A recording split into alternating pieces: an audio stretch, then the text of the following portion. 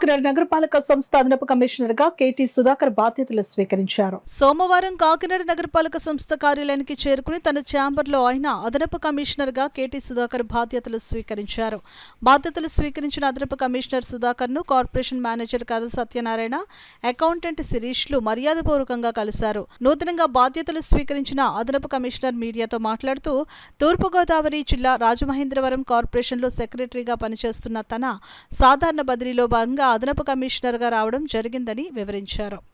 ఈ రోజున కాకినాడ నగరపాలక సంస్థలో నేను అడిషనల్ కమిషనర్గా ఈరోజు ఛార్జ్ తీసుకోవడం జరిగింది. గతంలో మన కాకినాడ నగరపాలక సంస్థలోనే సెక్రటరీగా చేసిన అనుభవం నాకు ఉండడం జరిగింది. ముఖ్యంగా దీనికి ముందు రాజమండ్రి సెక్రటరీగా చేస్తూ ఇక్కడికి మన ప్రభుత్వం వారి ఆదేశాల మేరకు ఈరోజు ఛార్జ్ తీసుకోవడం జరిగింది.